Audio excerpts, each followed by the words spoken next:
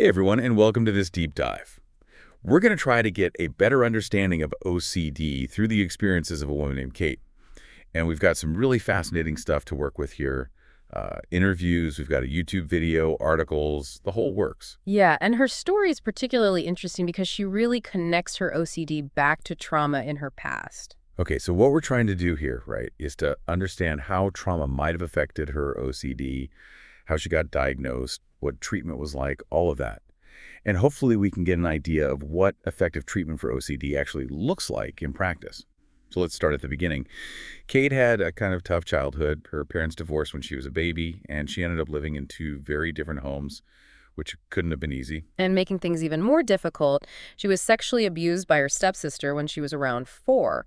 It's something she believes was a major trigger for her OCD. It's a really strong connection to make. But she also says she had some anxieties and compulsions even before the abuse came out. For example, she always needed her clothes to be really tight, almost to the point where it was painful, and she always needed to be near her parents. Yeah. And there's that example of her repeating prayers at night, sometimes for hours until they felt just right. Looking back, those might have been early signs that her brain was already trying to control things in her life that felt unpredictable. I see what you mean, yeah. It almost makes you wonder if some of that was missed early on, or maybe it was hidden by the anxiety she was already having because of her family life. Absolutely. And that kind of gets to the heart of a problem with OCD, misdiagnosis. Kate was diagnosed at first with generalized anxiety disorder, and she got CBT. CBT can really work well for a lot of people with anxiety, but for Kate, it just didn't get to the root of the issue. It's kind of like putting a Band-Aid on a broken bone, you know? You're Yeah. sort of dealing with the symptoms, but not the actual problem. She even describes her thoughts as sticky thoughts, like they were stuck in her head, and no amount of positive thinking was going to make them go away. In that description, sticky thoughts, I think that really sums up OCD.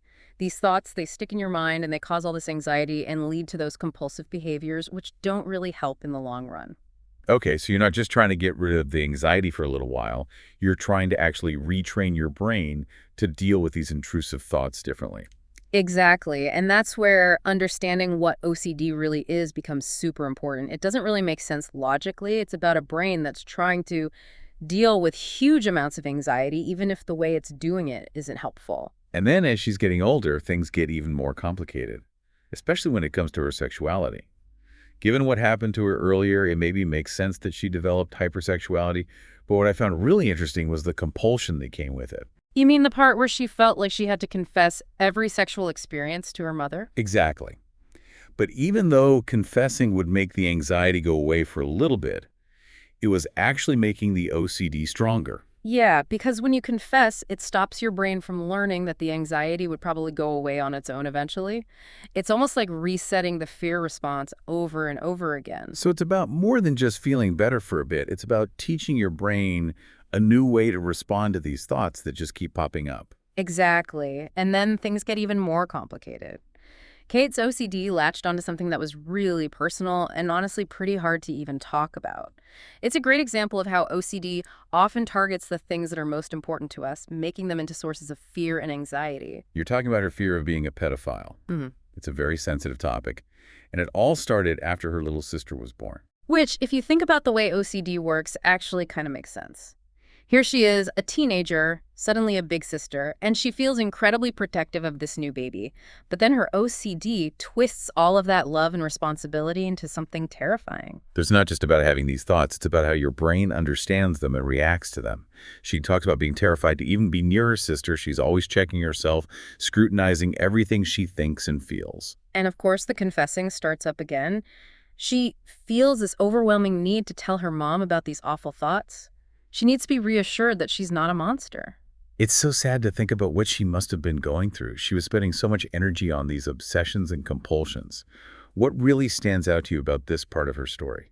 For me, it shows how sneaky OCD can be. It can take over even basic human experiences like love and family and turn them into things that make you afraid and ashamed. It's like her brain is saying, here's what you love the most, now be afraid of it. hmm It's so cruel, but it's important to remember that having these thoughts doesn't make you a bad person. Yeah, and that's a really important thing for anyone with OCD to remember. These thoughts aren't you, they're intrusive, you don't want them, but they don't define who you are. So far, we've seen how her OCD showed up in these outward actions, the confessing, the avoidance. But as her story goes on, things change. Her OCD becomes less obvious, but maybe even more insidious. It's what they call pure O. Right, pure O, where most of what's happening with the OCD is internal. There aren't the obvious compulsions, which can make it hard to even notice from the outside. But just because you can't see the compulsions as easily doesn't mean it's not a struggle. Kate says she felt like she was trapped inside her own mind, Hmm. constantly fighting these relentless, intrusive thoughts. And those thoughts can be really disturbing, often about things that are taboo or incredibly upsetting. In Kate's case, her sticky thoughts now became about losing control, specifically that her parents might hurt her. It's important to point out that there wasn't any reason for her to think this, no evidence, nothing that happened in the past. Her OCD was basically hijacking her sense of safety and security, even though she was getting older. Exactly. And this is where that need for control, which is such a big part of OCD, really comes to the forefront. It's about trying to create order in a world that feels chaotic and unpredictable, even if that order is based on irrational fears. So even as a teenager, she starts developing all these rituals to protect herself. She would tell her mother every night, "I feel really sick, don't come in my room, don't touch me." It was her way of trying to feel in control in a situation where she felt completely powerless. It's a tragic situation because those rituals, while they might make her feel safe for a little bit, actually just make the OCD worse. The more she does those things, the more her fears feel real and powerful. We've talked about how early trauma, misdiagnosis, and these constant intrusive thoughts affected Kate's experience with OCD. But her story doesn't stop there. When she's in her 20s, a whole new level of OCD shows up, what she calls existential anxiety. Oh, yeah, existential anxiety, a fascinating thing to think about, and for someone with OCD, incredibly difficult to deal with. It's like her OCD is now focused on the biggest questions there are: life, death, what does it all mean? Questions that don't have easy answers or guarantees. Exactly. And for someone like Kate who needs certainty, those questions are like fuel for anxiety. She says she even had to go to the hospital because her fear of death became so bad that it affected her eating and sleeping. It's hard to even imagine that much anxiety. It's Yeah. like her OCD is holding her hostage to the fact that we don't know what happens after we die. It's interesting how her compulsions changed too. She wasn't confessing anymore. She was desperately trying to find answers, spending hours online researching the afterlife. She even got into these strange forums where people argue about the mysteries of life and death. It seems like even when she's faced with the biggest unknowns, that need for control is still pushing her to try to make sense of it all. It really shows how deeply that need for control is built into OCD. It's not about specific things you're afraid of. It's about a fundamental need to create order and predictability in a world that often feels out of control. So we've seen how this need for control has shown up in different ways throughout her life. But I'm also really curious about how her OCD affected her personal relationships, especially romantic ones. Relationships are hard enough without adding OCD into the mix. You're right, relationships are all about uncertainty and being vulnerable, which can be really triggering for someone with OCD. And that's exactly what we see happening in Kate's relationship with her boyfriend. She talks about constantly confessing to him things like, "I think I cheated on you, but I can't remember." It's so sad because it's clear she really cares about him, but her OCD is causing all this pain and damage. It shows how powerful OCD can be, twisting the way you see things and creating intense anxiety even in relationships that are loving and secure. But the interesting thing is that she wasn't actually cheating. It was more about the fear of cheating, the not knowing for sure. It's like her OCD was taking these tiny little things, interactions that didn't mean anything, and turning them into these big events that could destroy her relationship. Exactly. She says that even just making eye contact with another guy could send her into a spiral of guilt and anxiety. She felt like she was betraying her boyfriend just by looking at someone else. It shows how OCD can take everyday things and make them into proof of these scary scenarios that you're afraid of. It makes you wonder how her boyfriend dealt with all of this. It must have been incredibly hard for him to understand what was going on. Absolutely. And this is where understanding OCD is so important for people who love someone with the disorder. It's not about saying that hurtful actions are okay. It's about recognizing that those actions come from a place of real suffering. It's about supporting the person while still setting healthy boundaries for yourself. So it sounds like for years, Kate was caught in this web of obsessions and compulsions, struggling to find ways to deal with her OCD. Yeah, for years she was misdiagnosed and she tried treatments that didn't really get to the core of her struggles. But her story doesn't end there. Luckily, she finally found a treatment that was truly life-changing: exposure and response prevention. or ERP. ERP sounds like it's a very direct approach. It's about purposely exposing yourself to the things you're afraid of without doing your usual compulsions. Exactly. It's about slowly facing your fears and realizing that the anxiety will eventually go away, even if you don't do those rituals. The goal is to break the cycle of avoiding things and doing compulsions. You're essentially retraining your brain to react differently to those triggering thoughts and situations. So it's not about getting rid of the thoughts or fears completely, but about changing how you feel about them. That's it. It's about realizing that thoughts are just thoughts, they're not facts, they're not orders, and that change in perspective can be incredibly freeing. It sounds really challenging, but also really empowering. It is. It takes a lot of courage and commitment, but the results can be amazing. And for Kate, ERP was a lifeline. She talks about doing exercises with her therapist where she would watch a video of a sex offender and then resist the urge to tell her mother. It's about learning to live with the anxiety, realizing that those thoughts, as disturbing as they are, don't have to control her. That's a powerful example. So instead of trying to push away those thoughts or run from them, she's learning to let them come and go without letting them control her.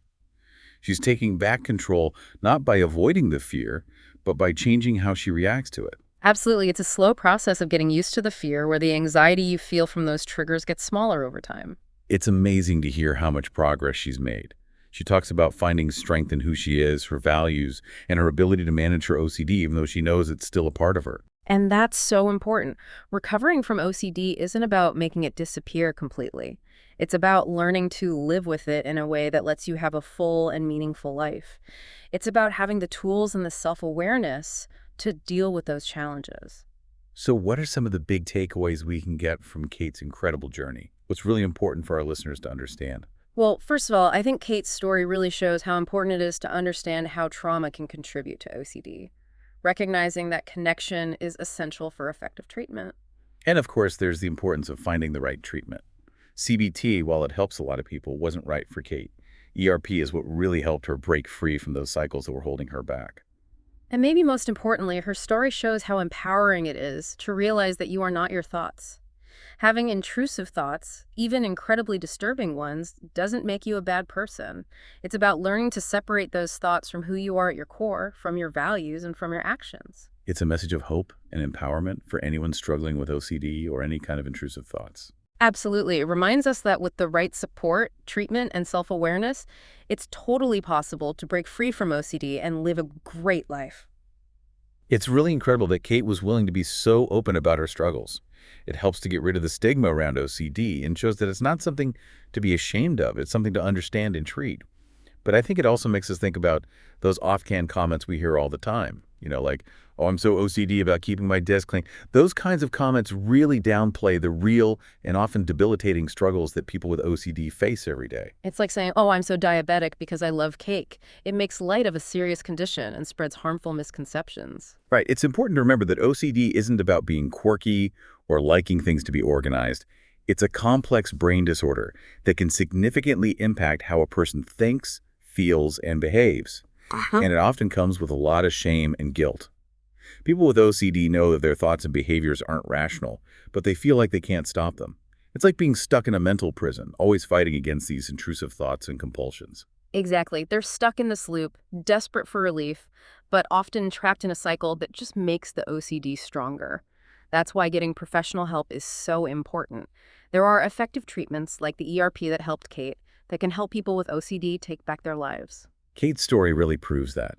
She went from feeling completely overwhelmed by her OCD to managing it in a way that lets her live a fulfilling and meaningful life. It's an inspiring example of hope and resilience. It really is, and it highlights something crucial. Recovery is possible. With the right treatment, support, and self-awareness, you can absolutely break free from OCD and thrive.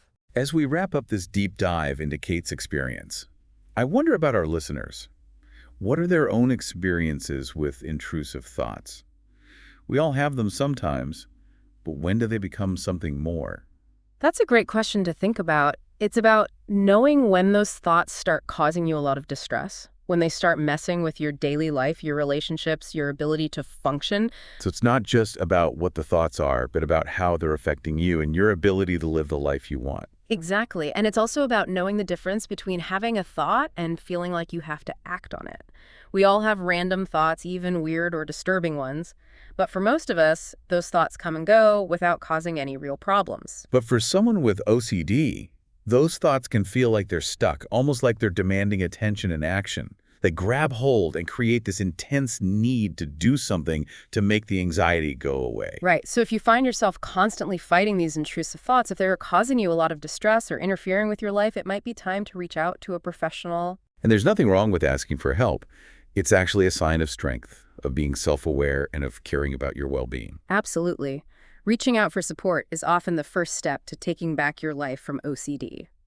Well, thanks for joining us on this deep dive into the world of OCD through Kate's amazing story. It's been a really eye-opening journey, and I hope it's given you a better understanding of this complex and often misunderstood disorder. Remember, if anything we've talked about today resonates with you, or if you're struggling with intrusive thoughts or compulsions, please reach out to a mental health professional.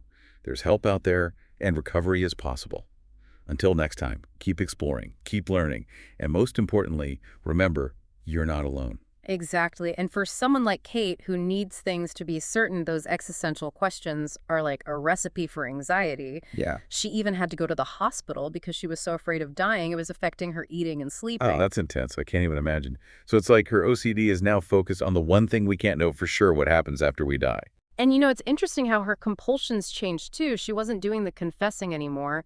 Now she's desperately looking for answers, spending hours online researching what happens after death, even getting into these weird online forums where people debate the big mysteries of existence. So even when she's dealing with the biggest unknowns, she's still driven by that need for control to try and make sense of it all. It really highlights how deep that need for control runs in OCD. It's not even about specific fears anymore. It's about this fundamental need to create order and predictability when the world feels so chaotic. Yeah, so we've seen how this need for control shows up in different ways throughout her life, Hmm. but I'm curious how her OCD affected her personal relationships, Mm. especially romantic ones. Those are hard enough on their own. That's a great point. Relationships are inherently uncertain and require vulnerability, and that can be a huge trigger for someone with OCD. And we see this play out in Kate's relationship with her boyfriend. She talks about constantly confessing to him, saying things like, I think I cheated on you, but I can't remember. Which is heartbreaking because it's clear she loves him, but her OCD is driving these really hurtful and damaging behaviors. It just shows how powerful OCD can be, distorting your perceptions and creating all this anxiety, even in relationships that are otherwise loving and secure. But what's interesting is that she wasn't actually cheating. It was more about the fear of it, the uncertainty. Mm. It's like her OCD was taking these little insignificant moments and blowing them up into these huge relationship-ending events. Exactly. She says that even making eye contact with another guy could send her spiraling into guilt and anxiety. She'd feel like she had betrayed her boyfriend. It's a perfect example of how OCD can take everyday occurrences and twist them into proof for these terrifying scenarios that you're afraid of. It makes you wonder how her boyfriend dealt with it all. It must have been incredibly challenging to navigate those situations. Absolutely, and this is where understanding OCD is so crucial for the people who love and care about someone with the disorder. It's not about excusing hurtful behavior, but understanding that it comes from a very real and often debilitating disorder. It's about supporting the person while also setting healthy boundaries. So it sounds like for years, Kate was caught in this web of obsessions and compulsions, struggling to find a way to manage her OCD. Yeah, she went through years of being misdiagnosed and treatments that didn't really address the core of what she was struggling with.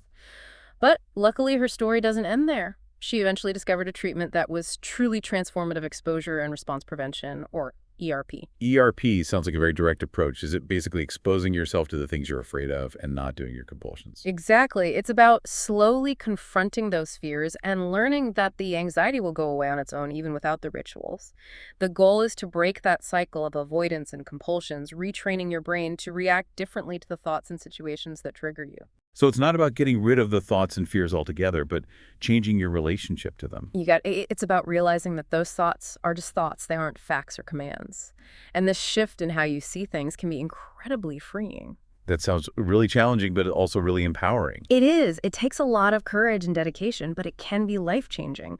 And for Kate, ERP was a game changer. She talks about doing exercises with her therapist, like watching a video of a sex offender and then resisting that urge to confess to her mother. It's about learning to sit with the anxiety, knowing that those thoughts, however disturbing they are, don't have to control her. That's a really powerful example. So she's not trying to suppress those thoughts or run away from them. She's learning to let them come and go without giving them power. It's about reclaiming control, not by avoiding, but by changing how she responds. Absolutely. It's a gradual process of desensitization where the anxiety tied to those triggers lessens over time. It's inspiring to hear how far she's come. She talks about finding strength in who she is, her values, and her ability to manage her OCD, even though she acknowledges it's still a part of her. And that's an important point. Recovery from OCD isn't about making it disappear completely. It's about learning to live with it in a way that allows for a fulfilling and meaningful life. It's about having the tools and self-awareness to navigate those challenges. So what are some of the key takeaways from Kate's incredible journey? What do you think is especially important for our listeners? Well, I think the biggest thing is that Kate's story really highlights how trauma can play a role in the development of OCD. And recognizing that connection is really important for finding effective treatment. And then there's the importance of finding the right treatment. CBT helps many, but it wasn't the answer for Kate. ERP is what ultimately helped her break free from those debilitating cycles. And maybe the most important takeaway is her realization that you are not your thoughts. Having those intrusive thoughts, even the really disturbing ones, doesn't define you.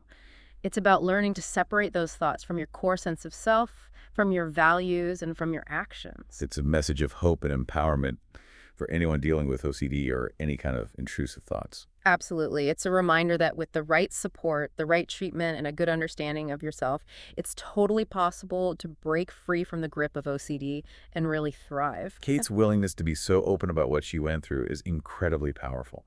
It helps reduce the stigma around OCD and shows that it's not something to be ashamed of. It's something to understand and to seek treatment for. Yeah. But it also makes me think about those throwaway comments we hear all the time, like, oh, I'm so OCD about keeping my desk clean. Right. Those comments trivialize a serious condition. Exactly. Those kinds of remarks really downplay the very real and often debilitating struggles people with OCD go through every day. It's kind of like saying, oh, I'm so diabetic because I love cake. It's just not the same thing. Yeah, exactly. It's important to remember that OCD isn't just about being a neat freak or liking things a certain way. It's a real complex disorder, and it can have a huge impact on how someone thinks, feels, and acts. And often there's a lot of shame and guilt that comes with it. That's right. People with OCD, they know, like logically, that their thoughts and behaviors don't really make sense, but they feel like they just can't stop.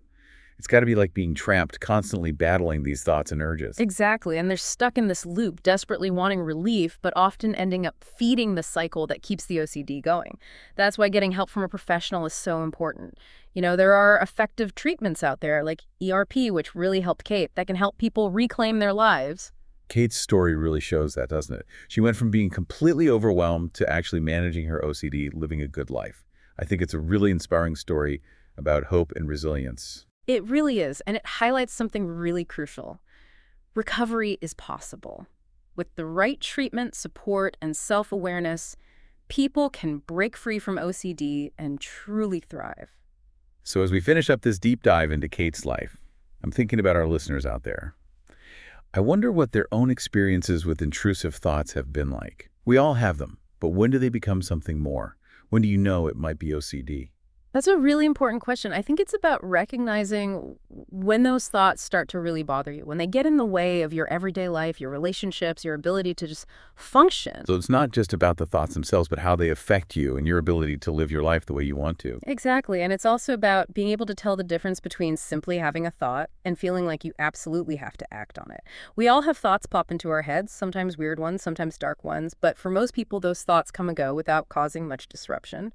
But for someone with OCD, those thoughts can feel, sticky. Like they demand your attention and they make you feel this incredible urge to do something, anything, to make the anxiety go away. Right, exactly. So if you're finding yourself constantly battling these kinds of thoughts, if they're causing you a lot of distress or interfering with your life, it might be a good idea to reach out for professional help. And there's no shame in that. In fact, it's a sign of strength, of recognizing what's going on and taking care of yourself. Absolutely. Reaching out is often the first and most important step towards taking back control from OCD. Well, that about wraps up our deep dive into OCD, looking at it through Kate's incredibly powerful story. It's been a truly fascinating journey, and I hope it's helped shed some light on this complex and often misunderstood disorder. If anything we've talked about today has resonated with you, or if you're struggling with intrusive thoughts or compulsions yourself, please don't hesitate to reach out to a mental health professional. There is help available, and recovery is absolutely possible. Until next time, keep exploring, keep learning, and most importantly, remember, you are not alone.